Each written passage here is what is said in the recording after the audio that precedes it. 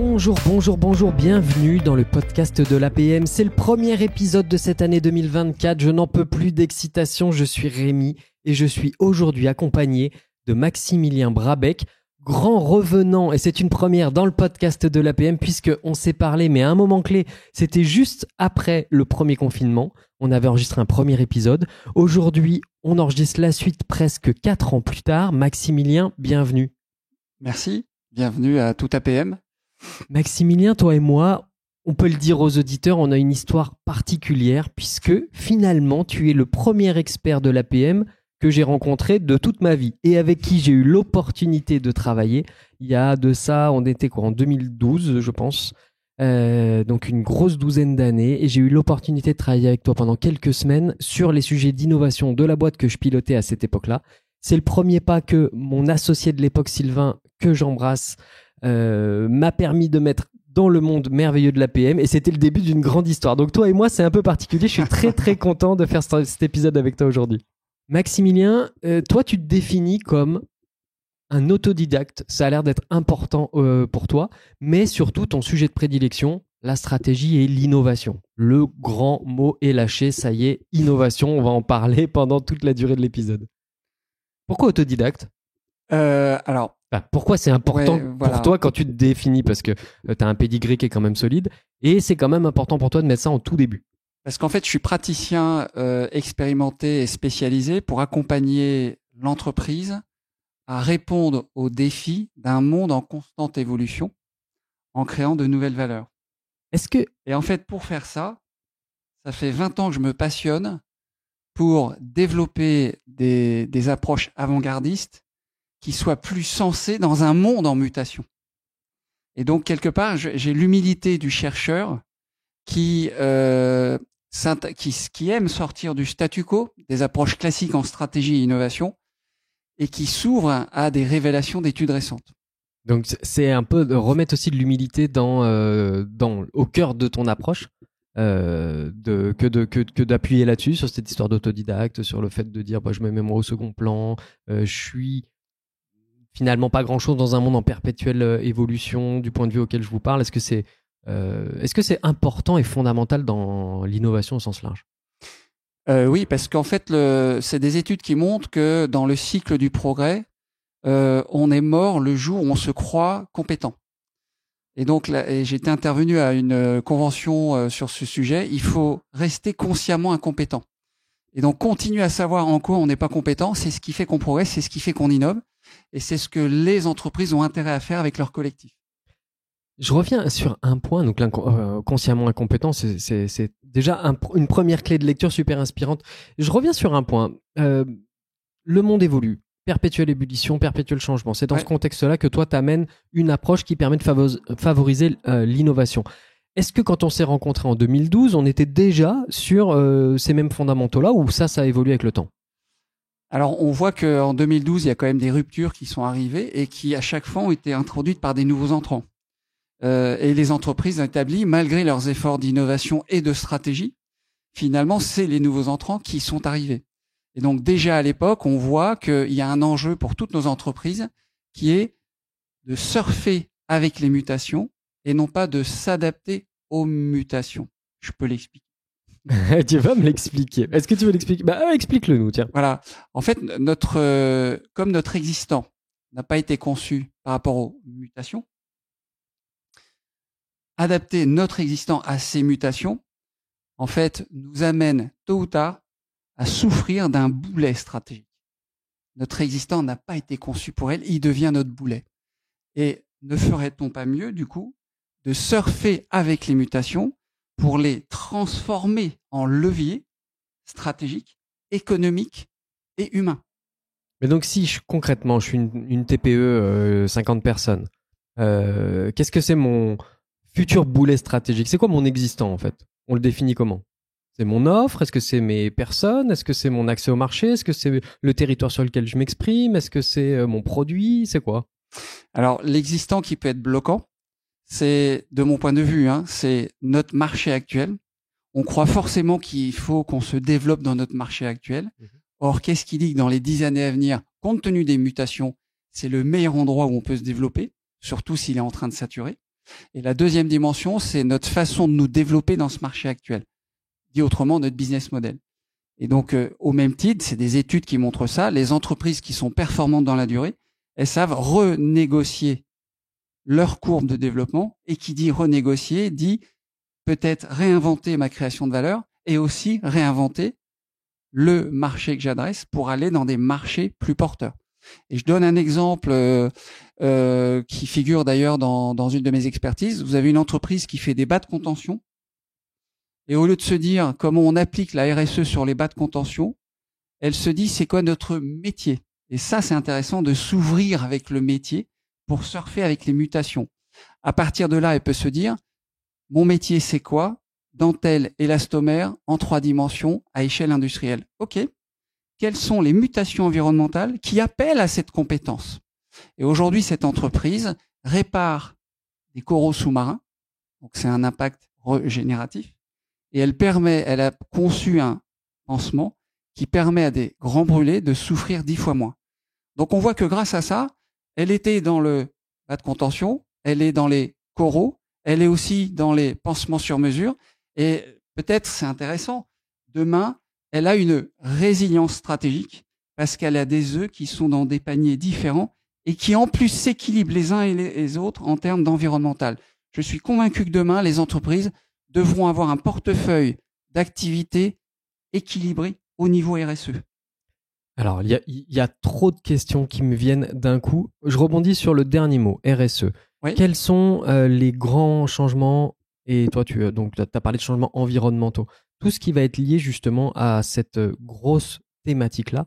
Qu'est-ce qui est en cours? Qu'est-ce qui va arriver demain? C'est quoi l'actualité? Toi qui es aussi, tu l'as dit, praticien, ça veut dire que tu accompagnes soit à travers l'APM, tu rencontres beaucoup de dirigeants, mais aussi dans les entreprises, tu es très actif, donc tu es un peu aux avant-postes de ça. Qu'est-ce qui se passe en ce moment sur le thème de l'environnement? Alors, pour les entreprises. Pour les entreprises, ce dont on se rend compte, c'est que c'est une étude du Lancet qui démontre ça, c'est qu'en fait, on est encore dans le fantasme de continuer à faire de la croissance en étant plus verte. Or, le Lancet a démontré que les accords de Paris, qui consistent à faire ça, on continue de la croissance mais plus verte. Combien d'années il faut pour les 11 premiers pays mondiaux pour atteindre les objectifs de Paris? Il faut 223 ans. Okay. Donc ça veut dire que c'est un oxymore. Et ce qui est peut-être nouveau aujourd'hui, c'est de dire adapter la RSE à notre existant, c'est demander à un poisson de monter aux arbres alors qu'il n'a pas été conçu pour monter aux arbres. Et donc, est-ce que c'est pas plus intéressant de voir comment on crée un écureuil qui monte 10 fois mieux aux arbres? Et donc, pour moi, c'est ça les nouvelles approches, parce que on voit bien que depuis 20 ans, on n'a pas progressé. En essayant de faire monter le poisson aux arbres, qu'est-ce qu'on a fait? On a engagé des efforts intenses en compliquant les boîtes pour des avancées infimes et qui finalement n'ont pas de sens pour les salariés. Et je voudrais vous dire, je vous soumets un mot anglais. Est-ce que le no sense staying, ça n'a plus de sens de rester dans l'entreprise, puisqu'elle fait des avancées infimes pour des efforts intenses? Est-ce que c'est pas la raison du quitting? Je quitte l'entreprise. On est remonté au problème souche alors. Hyper intéressant. Donc on a notre point de départ. On voit le symptôme, c'est finalement je m'évertue à essayer de préserver mon modèle, quoi qu'il en coûte, et finalement c'est très très peu performant.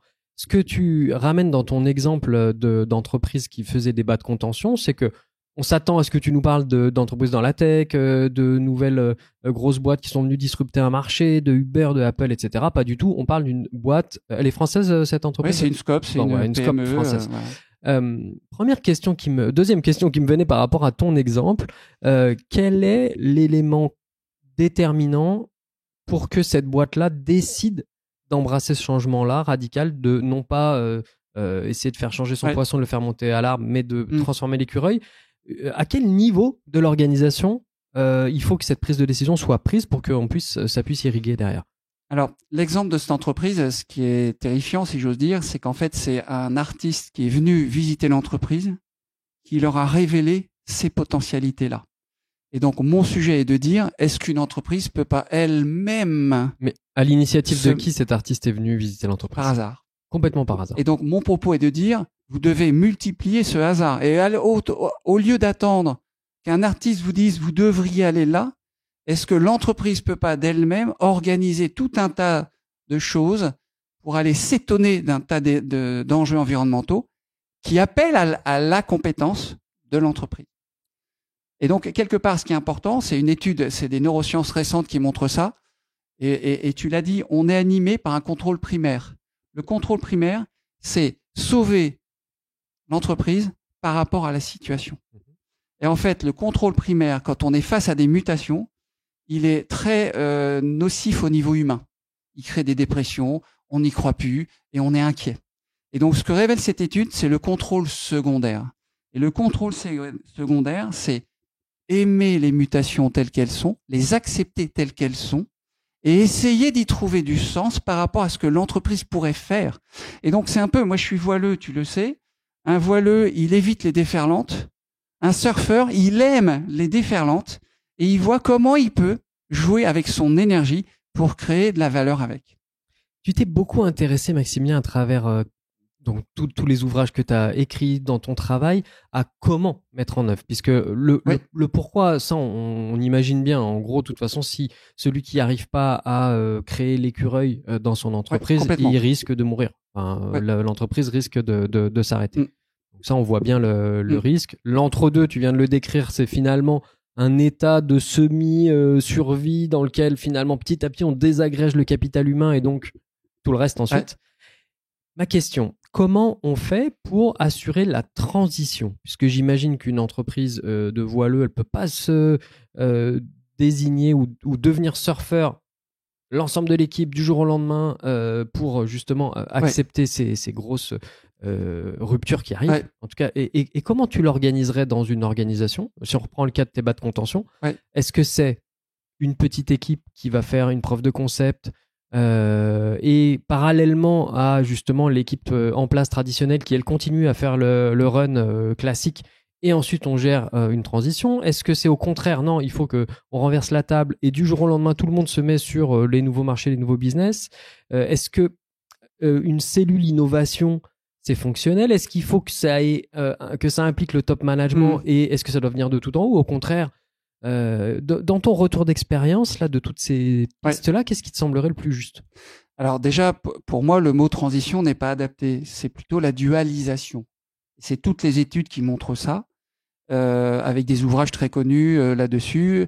Et c'est aussi en lien avec le dilemme de l'innovateur que révélait l'inventeur du mot disruption, qui s'appelle Clayton Christensen. Et en fait, l'enjeu, c'est quoi? C'est qu'on a notre modèle actuel A, et il faut créer quelque part, pour surfer avec les mutations, on crée un écureuil, on va appeler B, et qui a rien à voir avec le poisson, et avec le modèle A, mais qui surfe 10 fois mieux avec les vagues. Et donc, il faut dualiser. Dualiser, c'est d'un côté notre A, on va le faire mieux avec moins. Et donc, grâce à ça, on va permettre à l'entreprise de revenir à une complexité minimale. Ça, c'est le premier pan de la dualité.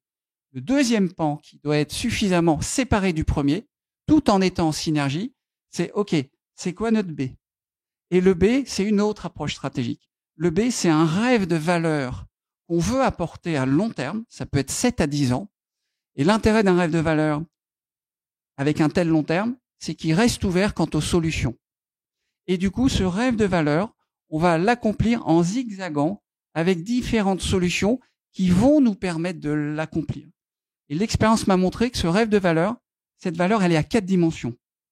Valeur client, valeur environnementale, sociétale, nouvelle valeur apportée à nos salariés, réinventons la valeur qu'on apporte à nos salariés. Et la dernière, c'est la valeur économique. Et ce qui est fabuleux, c'est que la dernière valeur économique va résulter des 3 premières. Oui, c'est ce que j'allais te dire. J'imagine que si tu la mets à la fin, c'est que c'est une résultante des autres. Et par contre, dans ton ordre, là, tu mets les clients en 1, les équipes en 3. Oui. L'environnement au milieu. Oui. Ça, c'est volontaire aussi comme choix? Non, ça peut être... Il n'y a pas d'hiérarchie. Il n'y a pas d'hiérarchie, c'est autant l'un que l'autre. Ça dépend peut-être des secteurs aussi. Et d'ailleurs, ce qui est intéressant, c'est que plus tu favorises le contrôle secondaire, plus tu crées un bien-être collectif. Et plus tu reviens sur ton A au less is more, plus tu reviens à une complexité minimale, plus tu apportes du bonheur à ton collectif. Donc réinventer la valeur qu'on apporte à nos salariés, c'est par exemple revenir au minimum sur le A pour qu'il fasse mieux avec moi. Et c'est aussi, et donc c'est intéressant, le rêve de nouvelles valeurs par rapport à ta question. C'est pas une petite équipe qui va définir c'est quoi le rêve. Non, c'est tout le collectif qui se met en étonnement de ce qu'il ne sait pas. Et donc la clé pour imaginer et voir quel est le B qui nous excite, la clé, c'est de mettre le collectif dans une machine à étonnement. Et donc j'ai plusieurs expertises là-dessus. Je peux expliquer comment on fait cette machine à étonnement. C'est la clé. Étonnement, c'est frapper par la foudre. Ça veut dire nous laisser frapper par la foudre. Ça, je veux bien, après que tu y reviennes, j'avais 2 questions. La première, sur le fait d'engager tout le collectif dans cette démarche, une des difficultés qu'on rencontre, c'est que quand on a la tête dans le guidon, qu'on est dans son actualité opérationnelle, Oui. avec des problèmes, puisque forcément, quand on est en période de crise, entre guillemets, qu'elle soit au long cours environnementale ou court terme, il se passe des choses, le monde bouge, Ouais. etc., d'incertitude, d'inconnu. On n'est pas du tout disposé mentalement à gérer autre chose que nos urgences. Et comment tu fais pour que collectivement on relève la tête? Et j'ai l'impression que parfois c'est difficile, voire antinomique, d'être capable d'avoir justement, de reprendre cet étonnement, cet émerveillement, de regarder un futur plus souhaitable, de penser écureuil plutôt que poisson avec des bras. Ouais. C'est extrêmement difficile.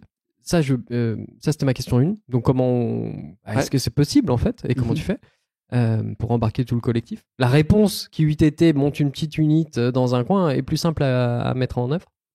Ma deuxième question, elle est sur finalement l'écologie de moyens du less is more, la frugalité. Concrètement, quelle forme ça prend? Est-ce que c'est plutôt on simplifie des process? Est-ce qu'on simplifie l'organisation? On met moins d'étages? Est-ce qu'on simplifie, je sais pas, on va travailler plus à proximité, nos marchés, on capte ceux qui sont plus près, ou nos usines, on les rapproche, etc. Quelle forme ça prend, cette frugalité écologique? Alors, la première question, comment on fait ça alors que nos équipes sont prises à plein de choses? Il y a 2 réponses clés. La première, c'est qu'en fait, qu'est-ce qui nous empêche d'enlever toute la complexité toxique? Une étude montrait que la complexité de notre environnement en 60 ans s'est multipliée par 6. Et pourtant, la complication des entreprises par 35. Donc on fait presque du 6 x 6. On fait presque la complexité externe à la puissance carrée. Et une étude montre que les entreprises qui ont le mieux fait face aux mutations sont celles qui sont revenues à une complexité minimale. Donc le fantasme d'innover, le fantasme de se réinventer, en rajoutant plein de choses dans l'entreprise, c'est même pas imaginable. Il faut alléger le bazar. Comment tu fais? Alors, t'as des préceptes là, voilà, c'est le bouquin. On va en parler. Est-ce qu'il faut acheter le bouquin pour le savoir? Non, on va en parler. Okay. Donc ça, je vais y répondre. Ça, c'est la première réponse.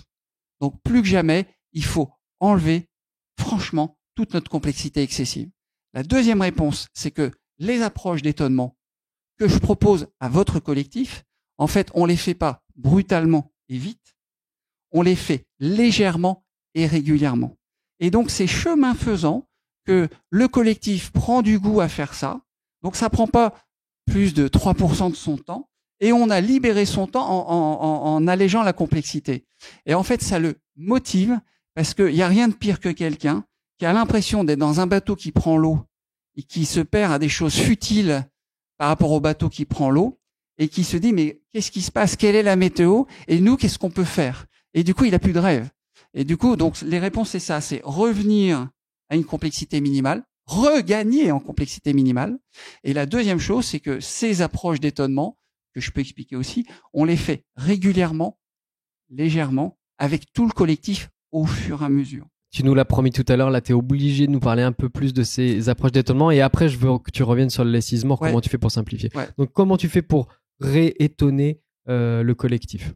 Alors, les approches d'étonnement, il y a 2 approches que j'ai découvertes et que je mets en œuvre avec des collectifs. La première, c'est faire des crado-testonnements. Un crado-testonnement, c'est on va expérimenter avec des moyens congrus des choses dont le seul objectif est de nous permettre de nous étonner. C'est une étude du MIT qui démontre qu'en fait, notre cerveau accumule des filtres. Et c'est valable au niveau de l'intelligence collective. Nos filtres collectifs. Et la seule façon de purger les filtres, c'est de nous mettre dans des situations qui nous montrent que les filtres, ils sont faux.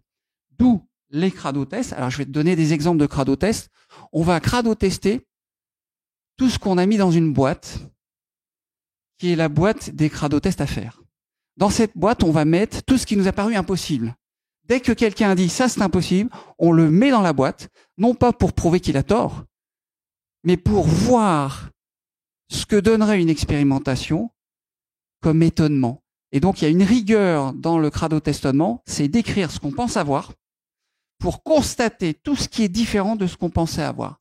Et c'est l'accumulation de ces étonnements qui sont rigoureux qui va purger les filtres. Dans notre exemple là d'entreprise de bas de contention, ça serait quoi un crado-test Un crado-test, par exemple, ce serait de faire le contraire de ce qu'on a l'habitude de faire. Donc, c'est un autre exemple de crado-test.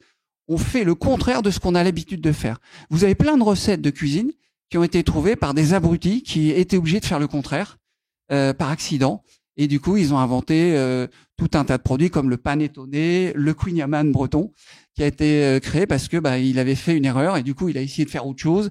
Et sans le chercher, il a créé la sérendipité, il a créé l'effectuation. Okay. Et donc, ce qui est intéressant, c'est que cette approche, elle est le comment de tout ce dont tout le monde rêve, la sérendipité, l'effectuation. Et il y a une autre approche, la deuxième, c'est des expéditions d'étonnement. Les expéditions d'étonnement, c'est on remplit une boîte de choses non évidentes dont on sait qu'il faut qu'on aille s'étonner. Donc, par exemple, je vais te donner un exemple. S'étonner des potentialités de l'intelligence des données dans ton métier, pourquoi on n'irait pas s'étonner là-dessus? Et là, ce que je propose, c'est chacun prend un sujet d'étonnement en tant que volontaire et son boulot, c'est simplement d'aller lui-même faire son expédition. Donc, c'est différent des learning expeditions et ce qu'on appelle les explorations. Et son boulot, c'est de ramener des étonnements. Quand tu dis expédition, c'est physique ou c'est virtuel? C'est les deux. C'est-à-dire que moi, j'ai un exemple en ce moment d'un collectif où les gens commencent par du ChatGPT pour essayer d'avoir quelques infos sur telle chose. Et après, ils approfondissent en interviewant des gens, en allant sur le terrain. Et ce qui compte, à la limite, c'est même pas le souci. Ce qui compte, c'est ramène-nous des étonnements. Ok. Et un étonnement, ça prend la forme de quoi? C'est mon carnet sur lequel je note ce qui se passe par je vais te donner un exemple. La tête. Je vais te donner un exemple d'un abruti que je suis. Je suis dans un Starbucks. Je suis le seul client. Il y a 4 salariés qui s'échinent devant l'écran. Et je me lève et je leur dis, vous faites quoi? Je sais pas ce qu'ils vont me dire, mais ça m'attire de savoir ce qu'il y a derrière. Et ils m'apprennent qu'en fait, les Starbucks ont été conçus pour que le manager soit l'écran. Alors, tu peux porter les jugements que tu veux. Mais ce qui est important, c'est de s'étonner. Et donc, j'ai découvert que Starbucks a conçu ses franchisés de manière à ce qu'il n'y ait pas besoin de manager. On peut critiquer parce qu'en fait, c'est le logiciel et les données qui permettent de manager les salariés. Et dans l'exemple, ils m'ont dit, en fait, on est en train ensemble de voir quand est-ce qu'on prend nos vacances. Si tu fais pas cet étonnement, tu le découvriras jamais. Et donc, comment l'entreprise peut se réveiller en étonnement? Et toutes les études montrent qu'en fait, ça apporte plein de bienfaits au niveau humain, au niveau bien-être. Ça améliore l'esprit collectif, ça améliore la prise de décision, ça améliore le confort d'être dans l'incertain, alors qu'aujourd'hui, les gens ont tous peur de l'incertain dont on entend parler. Je comprends. Les Sismore, alors? Oui, alors les Sismore, en fait, moi, je suis assez amusé parce que j'ai démarré mon parcours de formation avec des méthodes anciennes. Moi, j'ai commencé Central dans les années 80. Et en fait, vous avez un pape de l'efficience qui s'appelle Harrington Emerson qui dit « Celui qui commence par des process et des méthodes en ignorant les principes est sûr d'avoir des problèmes. Celui qui commence par les premiers principes est sûr de mettre en œuvre les process et les méthodes qui suffisent à elles-mêmes. » Et donc, ça veut dire quoi? Je travaille pour des entreprises pour les aider à revenir à leurs premiers principes. Ou dit autrement, les murs porteurs. Les murs porteurs, c'est un peu l'image d'un immeuble dans lequel on a rajouté plein de cloisons. Eh ben, on enlève toutes les cloisons inutiles quand on a compris quels sont nos murs porteurs. Les murs porteurs, c'est ce qui fait que ton entreprise, quand tu fais bien ces murs porteurs, ton entreprise se développe, elle gagne de l'argent et elle apporte une valeur décisive. C'est quelque chose de très concret. Je vais donner un exemple d'une entreprise connue. Un des murs porteurs d'IKEA, tout est centré sur des produits à emballage minimum à monter par le client. Et donc, Ikea a 5 murs porteurs. Il suffit de bien les faire. Et à partir de là, on se libère de tout ce qui est toxique pour nos murs porteurs. Et je suis convaincu que demain, par rapport à ta question, les entreprises devraient avoir un indicateur que j'appelle l'élagomètre. Enlever 2 fois plus de choses qu'on rajoute. L'entreprise qui demain enlève 2 fois plus qu'elle rajoute grâce aux murs porteurs, elle sera beaucoup plus résiliente dans un monde qui appelle à muter. Ikea, qu'est-ce qu'ils pourraient élaguer ou qu'est-ce qu'ils ont élagué en appliquant cette méthode? Alors Ikea, je peux pas t'en parler parce que je me suis amusé à regarder les murs porteurs à travers plein d'études. Mm-hmm. Je peux pas parler de mes entreprises parce que c'est confidentiel. Oui, j'imagine. Je peux te parler par exemple de Zara. Les murs porteurs de Zara sont protégés depuis 75. Alors c'est produits de mode de la tendance de la dernière minute, présentés de manière attrayante, à prix accessible, avec une chaîne intégrée. Tu vois que c'est très concret. Mm-hmm. Eh ben Zara, c'est une entreprise qui a 100 000 salariés. Ils n'ont ni Comex ni Codir par rapport à ta question d'organisation. Tu sais qui c'est le Comex, le Codir? C'est les murs porteurs. Et donc, ils disent à leurs équipes, du moment que vous mettez en œuvre les murs porteurs, le reste, on s'en tape. Et donc, il y a une subsidiarité.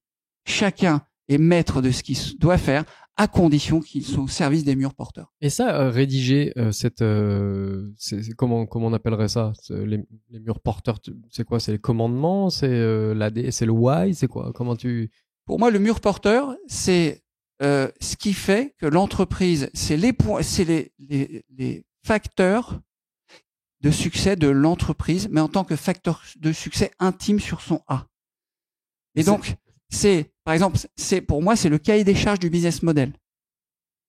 Et en fait, par exemple, c'est ce qu'expliquait un entrepreneur fabuleux qui a créé Southwest Airlines et qui dit, c'est génial, il dit, la stratégie, c'est pas le fait d'avoir une vision, de proclamer un plan stratégique, c'est les choix clés dans la durée. Donc, les premiers principes, les murs porteurs, c'est les choix clés qui font que notre A se développe dans la durée. Et on revient à ces choix clés.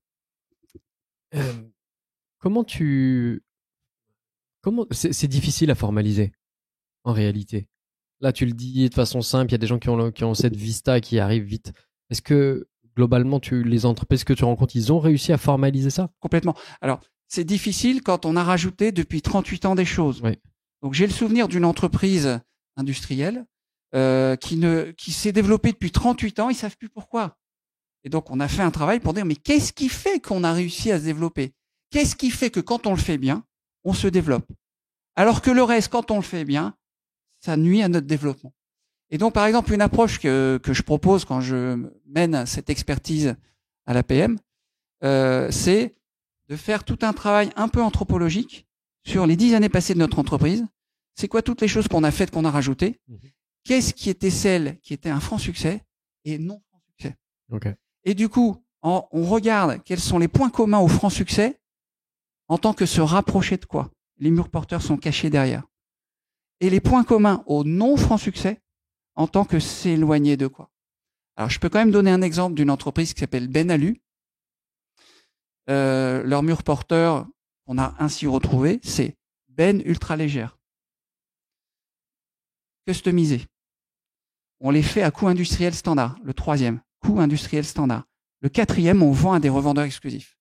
Quand ils ont redécouvert leur mur porteur, ils m'ont dit, ah ben voilà pourquoi on avait un projet innovant qui nous a coûté cher et qui n'a pas marché. Je leur dis, ah bon, c'est quoi?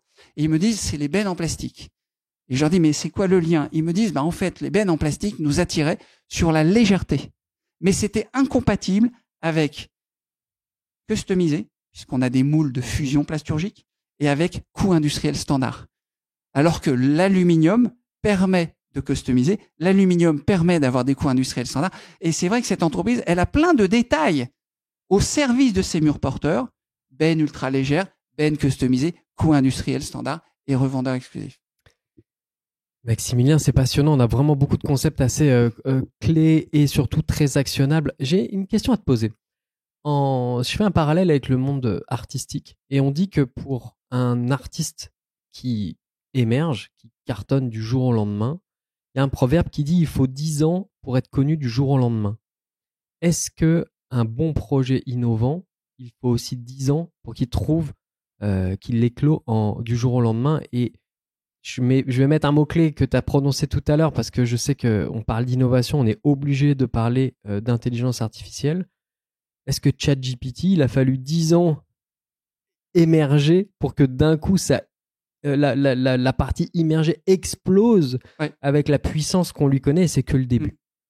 Alors, quel est le rapport du temps en fait dans l'innovation, pour le dire différemment? Ce qui est fabuleux dans ce que tu soulèves, c'est qu'on croit que tout se fait de manière fulgurante. Comme ChatGPT est arrivé de manière fulgurante, forcément, il a été fait de manière fulgurante. Or, c'est faux. ChatGPT a 8 ans. Tesla a 22 ans aujourd'hui. Et donc, aujourd'hui, on est dans le fantasme d'aller vite pour, en fait, ne pas innover. Donc, par rapport à ta question, en fait, les études montrent que vaut mieux faire arriver l'innovation à nous que de chercher à innover. Et faire arriver l'innovation à nous, c'est la machine à étonnement. C'est ce que je pratique, par exemple, dans mon Master Innovation à l'ESCP.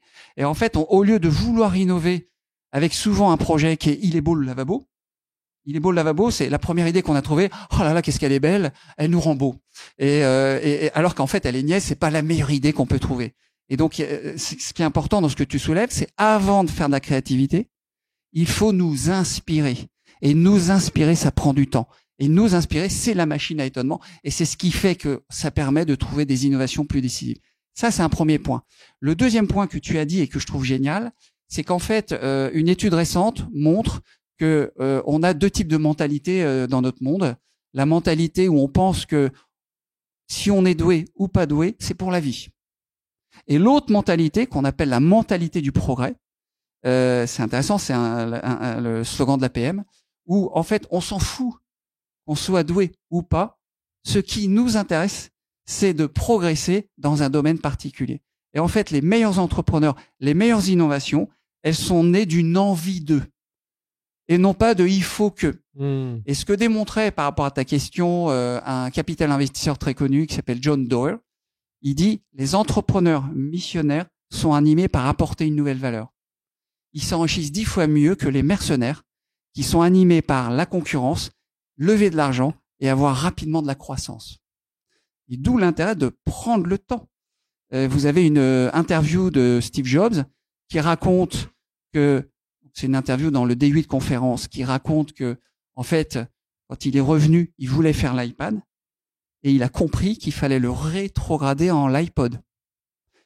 Et ensuite, il explique qu'après avoir fait l'iPod, il voulait faire l'iPad et ils ont compris qu'il fallait mieux faire un iPhone. Et finalement, ils ont fait iPod, iPhone, iPad et l'iPad est sorti 10 ans après.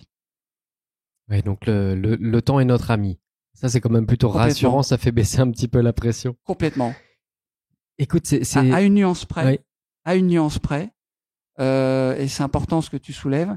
En fait, c'est une étude ça s'appelle le modèle des conséquences, qui est une étude connue, qui montre que quand on est dans des situations difficiles, on a besoin de mieux connaître ce qui s'y passe pour décider.